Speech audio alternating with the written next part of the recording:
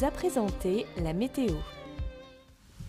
Arnaud, je te laisse à présent tête à tête avec Alexandre Agius, directeur de l'association Pushing. Effectivement, et on va parler du projet de réhabilitation du Royal. Alors le Royal, bien sûr, diffuseur de films érotiques depuis 1969 à Metz. 1969, ça ne s'invente pas évidemment, Alexandre. Un des derniers bastions français en la matière. Il n'en reste plus que 3, je crois, en France. Tout à fait, et donc le Royal va fermer ses portes sous la forme que l'on connaît le 31 décembre prochain.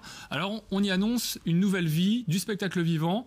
On annonce un music hall, on annonce l'installation de l'association des vins de Moselle notamment, et aussi un lieu de répétition, de troupes, de cirque, etc.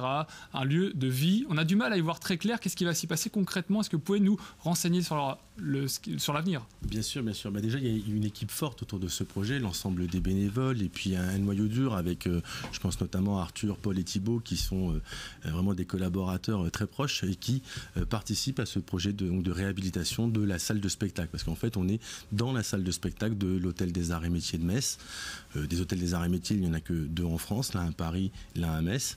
Et cet établissement a toujours été, en tout cas au début du siècle, un lieu de spectacle, un lieu de théâtre, un lieu de divertissement où il y avait les premiers grands bals intercorporations, puisque l'ensemble du bâtiment appartient à l'association des corporations réunies. Et c'est ça qu'il ne faut pas oublier, parce que c'est vrai qu'on fait toujours le raccourci cinéma érotique. On retient ça, bien sûr, en premier lieu, mais c'est un bâtiment qui a été construit sous l'occupation prussienne en 1909 et c'est un vrai finalement étendard du patrimoine. Complètement, c'est vraiment l'un des fleurons du patrimoine messin et c'est l'un des rares symboles de paix, de rapprochement franco-allemand, puisque ça a toujours été un lieu d'enseignement des métiers liés aux corporations et un lieu effectivement de divertissement. Alors avant de lancer la programmation au printemps et l'ouverture que l'on prévoit au printemps 2017, nous comptons bien évidemment sur une période de travaux qui vont démarrer le 2 janvier et qui vont notamment donner grâce au soutien de Monsieur Bello, qui est le président de l'association des corporations réunies et donc propriétaire, en lien avec l'ABF et la DRAC, eh bien ça va donner lieu à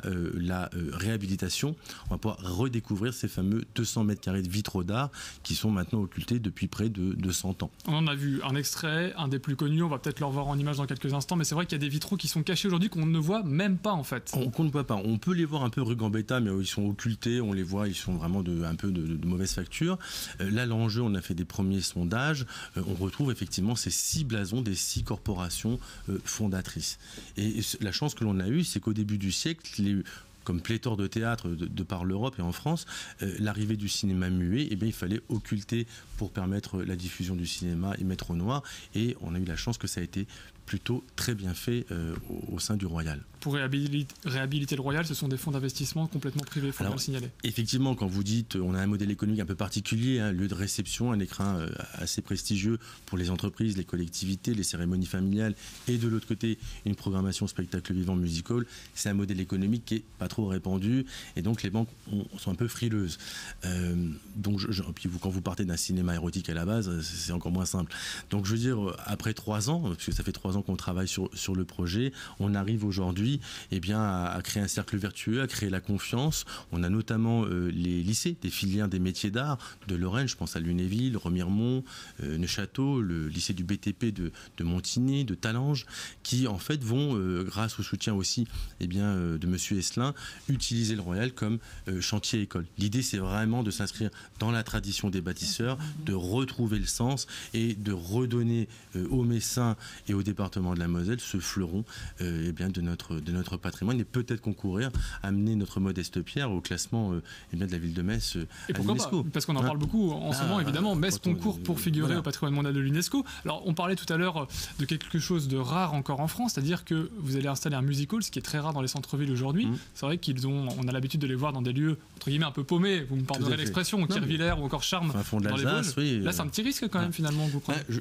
On ne sait pas si c'est un risque, mais ce qu'on aime à dire, c'est qu'effectivement, on a la réponse, mais en termes d'attractivité pour le territoire messin et pour même le sillon mosellan, si à terme on ne veut pas se faire écraser entre le Champagne et le Gewürztraminer, on a intérêt quand même à faire force tous ensemble, que ce soit les entreprises, les politiques, les collectivités, pour que notre territoire soit attractif. Donc nous, on dit simplement simplement, voilà, en proposant une programmation musicale de qualité. Mais attention, on a une scène de 8x8, on n'est pas sur Kirchvillers ou le Moulin-Rouge. On ne veut pas quelque chose de graveleux, on veut quelque chose de fin, d'adapté, en phase avec la période du bâtiment, c'est-à-dire les années 20, et très clairement pouvoir proposer quelque chose qui fasse que le touriste à Metz, après une visite à Pompidou, puisse venir au musical et donc le sédentariser, et il passe la nuit à Metz, et donc les Alsaciens apprécieront en tout cas.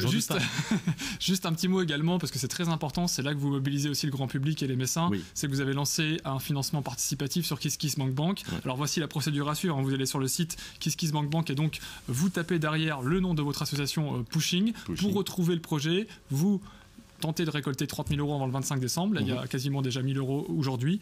Et donc, le but, c'est aussi d'aller chercher le financement pour la sonorité du lieu, c'est ça ? C'est ça. En fait, l'objectif étant, cette somme, c'est pour insonoriser la scène, de sorte simplement à ne pas être de problème avec le voisinage. C'est le minimum que l'on se doit. Après, c'est aussi, je crois, ce projet, là, c'est une association reconnue d'intérêt général, Pushing. Donc, pour tout don, vous avez un reçu fiscal qui permet un abattement de 60% sur l'impôt sur les sociétés pour les entreprises et 66% pour les particuliers, plus bien évidemment les contreparties. Je crois que l'enjeu aujourd'hui, c'est aussi que la société civile, ce soit le pouvoir d'agir des habitants, des citoyens, c'est ce que nous sommes au sein de l'association, et qu'ensemble, on arrive à redonner ces lettres de noblesse à ce bâtiment qui est pas connu ou mal connu et pour lequel on rigole sous cap, mais qui est avant tout un véritable chef-d'œuvre. Et mieux. Merci beaucoup Alexandre Ajus d'avoir été avec nous. Donc KissKissBankBank, vous tapez Pushing pour aller participer à cette récolte de fonds. Merci beaucoup. Merci. J'ai senti Florence était impatient. À la fin. Moi, j'imagine déjà que Ute Lemper va venir, à défaut de Marlène Dietrich, elle ne peut plus, elle, mais bon, j'imagine, et ça me met de meilleure humeur. Ça t'émoustille. On attend Patricia Cass. Ah bah c'est déjà pas mal. Ça ferait une bonne marraine. Ça serait super. Excellent. Allez.